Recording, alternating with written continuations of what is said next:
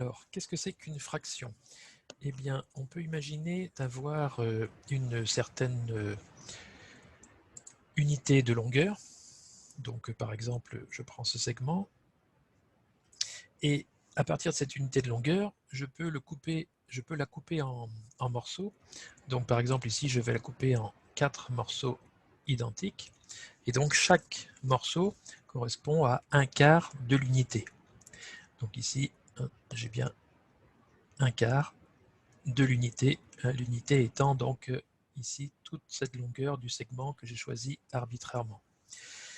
Donc si je veux la fraction 3 quarts par exemple, eh bien il va falloir que je reporte 3 fois un quart de la longueur de l'unité pour obtenir donc la fraction 3 quarts.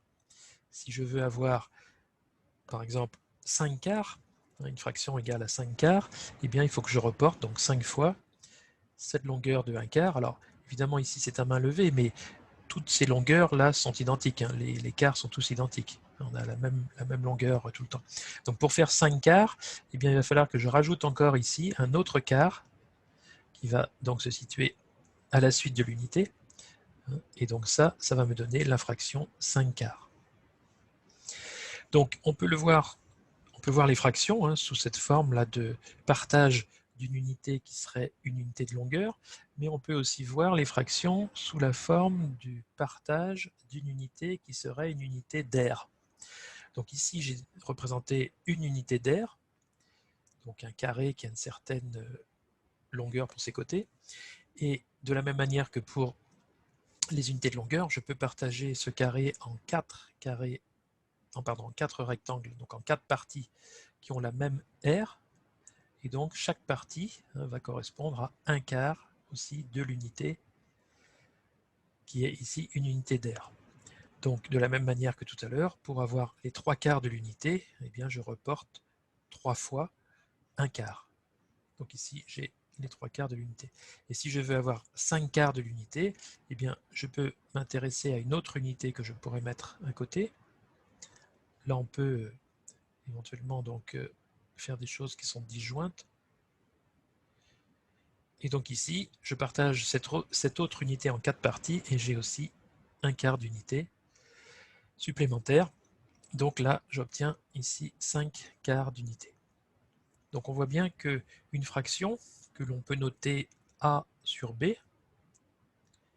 correspond au partage d'une unité, soit de longueur, soit d'aire, ou aussi de volume. On pourrait imaginer des unités de volume. Donc cette unité de volume, on va la partager en B parties identiques, B parties égales ici. Là, donc on a B parties égales. B ici donc va s'appeler le dénominateur.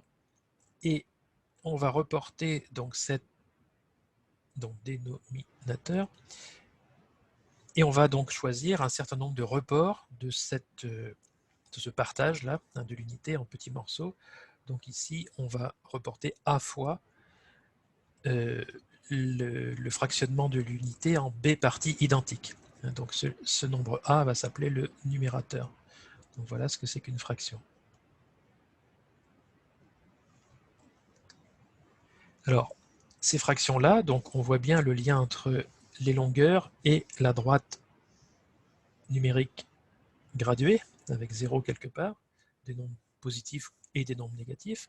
Dès qu'on a choisi une unité, eh bien, on va retrouver ce fractionnement de l'unité en quart ou en tiers ou en tout ce que l'on veut, et donc ce report d'unité, enfin de partie de fractionnement de l'unité, qui va nous permettre donc de placer des points sur cette droite numérique qui vont correspondre à un partage de l'unité en quart ou en tiers ou en septième ou en dixième si on veut, et puis donc après un report de ce fractionnement là plusieurs fois. Donc ici je refais de nouveau mon partage, alors il faut que je fasse de façon équitable, donc ici en quart, et puis là donc je reporte encore un quart plus loin, donc ici j'ai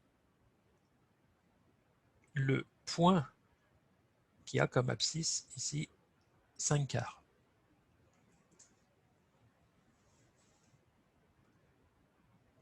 Donc une fraction, c'est un nombre, puisque ici, donc on sait très bien que voilà, je reporte 0, 1, 2, 3, etc. J'ai la droite numérique, donc moins 1, moins 2 de l'autre côté. Alors il faut aussi graduer régulièrement, il ne faut pas le faire comme ça au hasard. Et donc on voit bien que la fraction 5/4 ici correspond à un nombre sur cette droite numérique ici.